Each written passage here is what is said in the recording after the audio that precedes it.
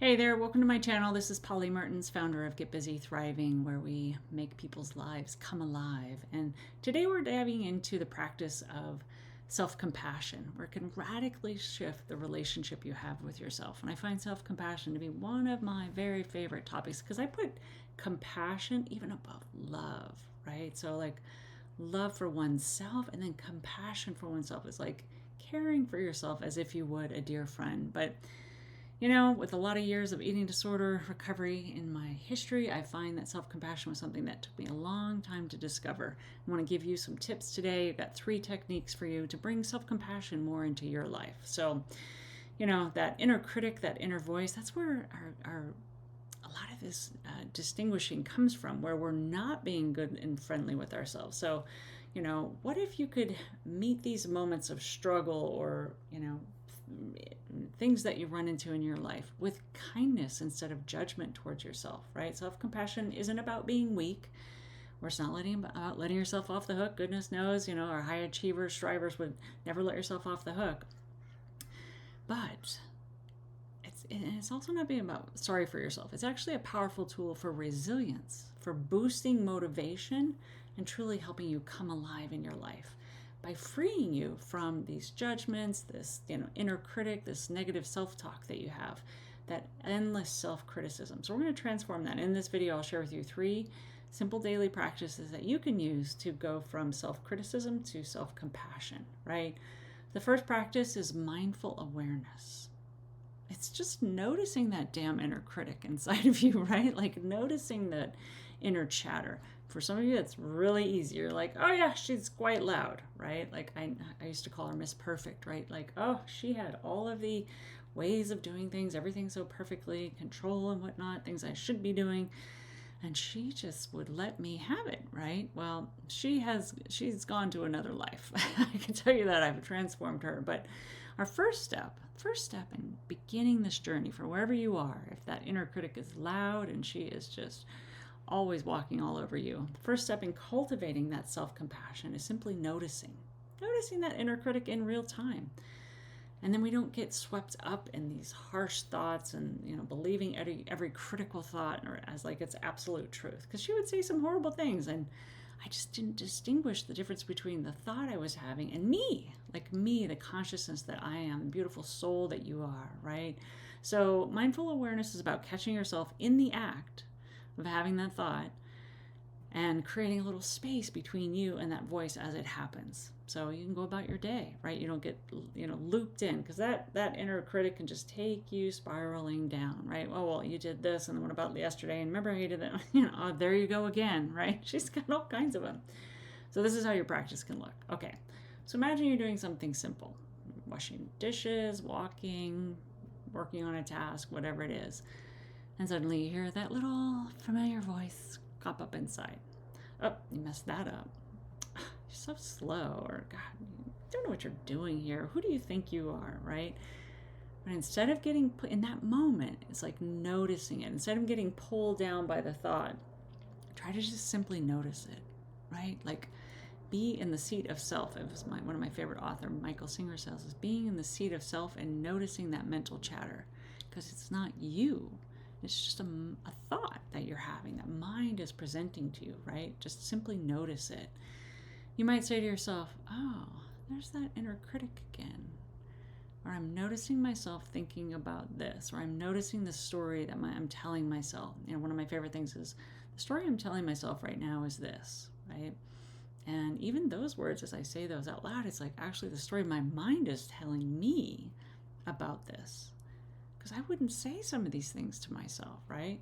So see if you can just label the thought, like act like, it's like watching clouds passing by, like having a thought bubble, right? Because they come and go all the time. You have 60,000 thoughts a day, right? So just observing them. And the simple act of noticing them begins to weaken that critic's power, right? It helps you realize, maybe I'm not these thoughts. They're just thoughts I'm having, passing through. And you need to have the choice not to attach yourself to them. So the first practice is just noticing them as a thought, something completely separate from you, the consciousness, the you, the beautiful soul that you are, and just disconnecting from them. Like, oh, Well, that's not very nice to say, but it's not you saying it. It's just your mind chatter, it's actually old voices, old patterns that sometimes sound like people we knew, and we create that inner critic. We give it life. Practice number 2.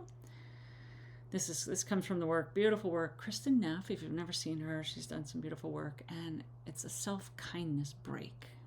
A self-kindness break, right? This next practice, I tell you, when you're feeling down, you're frustrated, or just having a tough moment, right? So acknowledge, like I'm suffering. A lot of people I hear about struggle, right? Not a word I like to attach to myself. I don't like to be in the struggle. I don't like to be in the suffering. So, but sometimes we're there, and if you find yourself labeling that, just notice the thought that's happening, like, oh, I'm really stuck, I'm suffering, I'm struggling with this, right? And Christian Neff reminds us, like, well, suffering is a part of life, right? It's not like not every moment is going to be awesome, right? You're not alone in this. Everyone struggles. Everyone gets stuck. Everyone feels inadequate at times. Everyone. No one escapes this inner, critic mind of ours, right? It's a shared human experience. So just recognize, remind myself, this is a part of life. Suffering is something that, my mind is doing, and it happens to all of us. And just, the next step is place your hand over your heart or wherever feels comfortable for you, and it's offering yourself a gentle phrase like you would a dear friend. You could say, may I be kind to myself in this moment. I choose to be kind to myself. I choose to accept that I'm having this moment right now, or this is going to be okay, and I'm going to be okay, right? I give myself some compassion right now.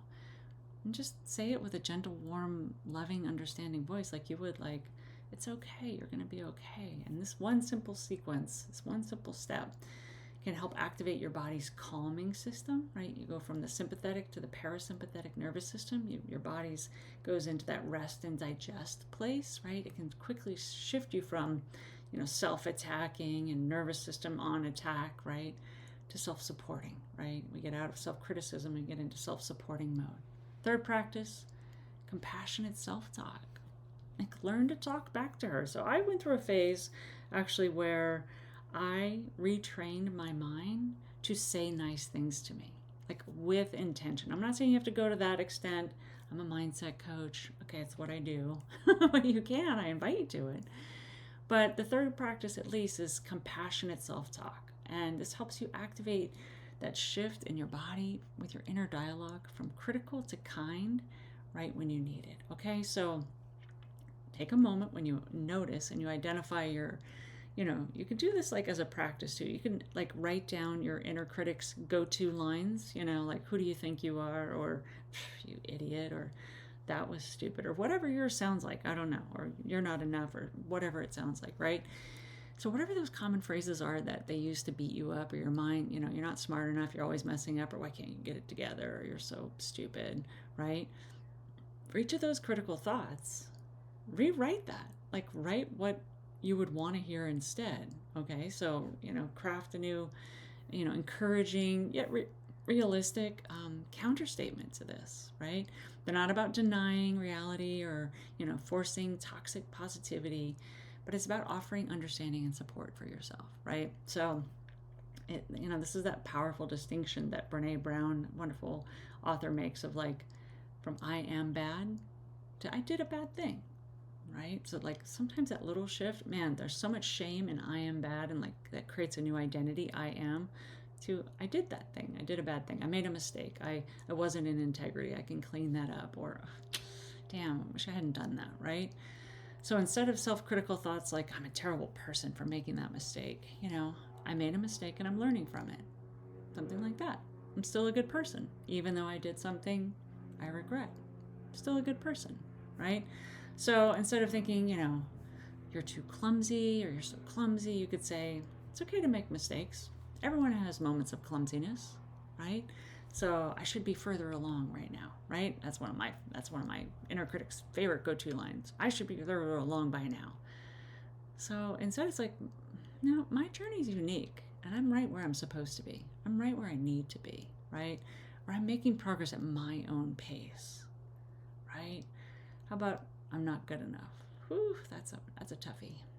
That's a tough one on the spirit, right? So I am enough just as I am. I'm enough just as I am, right? You are too. I'm doing the best I can with what I have right now.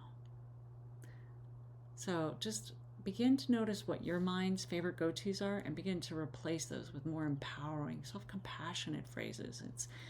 And the goal of this, really, all three of these practices, is integrate it into your daily life so that you begin to become this best friend to yourself. Like you become more compassionate with yourself. When you catch your inner critic speaking, noticing it, right?